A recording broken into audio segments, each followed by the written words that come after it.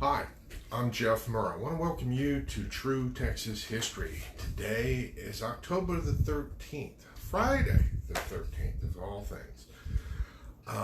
And it was on this day, October the 13th, 1845, that the citizens of the Republic of Texas voted to approve annexation to the United States. Besides approving annexation, they also approved the Constitution, the state constitution, because before you can become a state, you are supposed to have a constitution.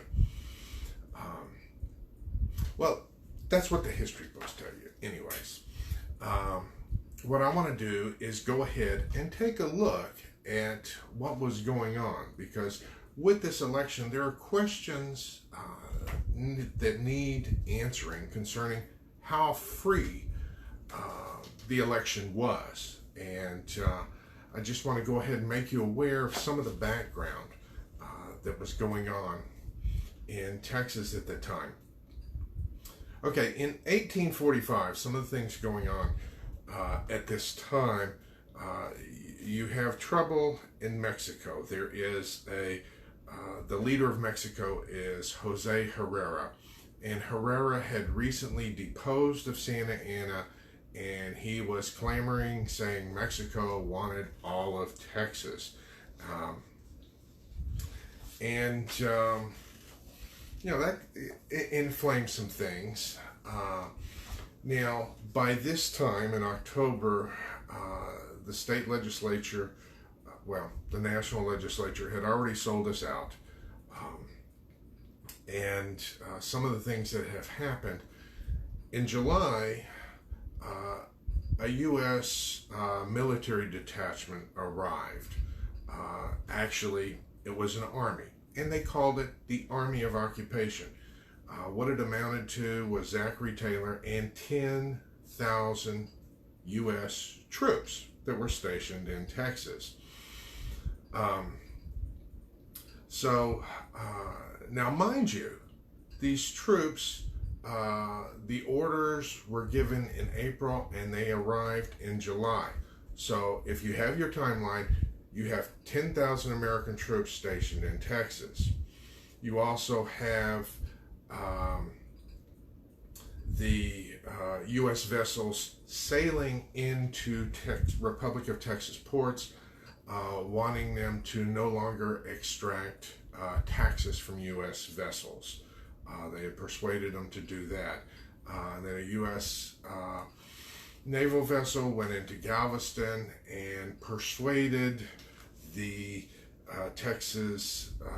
Republic of Texas Secretary of State to request U.S. presence. So here we have an election when we are occupied by U.S. troops.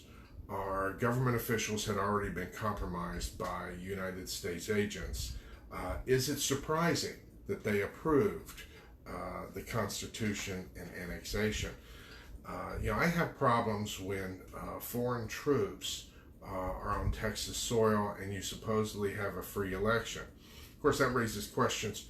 How much authority do the people of Texas have?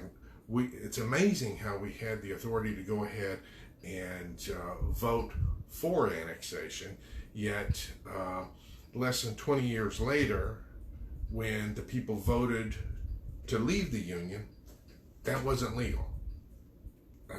Something doesn't add up there.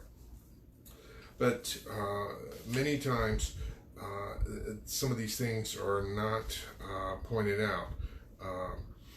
And President Jones, at the time, raised a lot of complaints about what was going on, but people didn't listen to his complaints. And among his complaints, he was saying that even the state legislators, the national legislators had been paid off, much like today's politics. But that's what happened today in Texas history with the approval of the annexation vote. Of course, the history books will say it's unanimous. It was not totally unanimous. you can actually look up the vote totals. But that's the background story to let you know what was going on. You also now know about the Army of Occupation.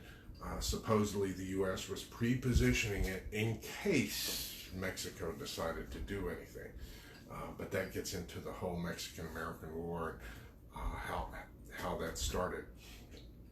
Well, I hope you have a good day and that you enjoyed this. Feel free to leave a thumbs up. If you have any questions, concerns, feel free to leave them. I'll be glad to respond. Thank you for tuning in. Until next time, this is Jeff Murrow wishing you vaya con Dios, my friends. Goodbye.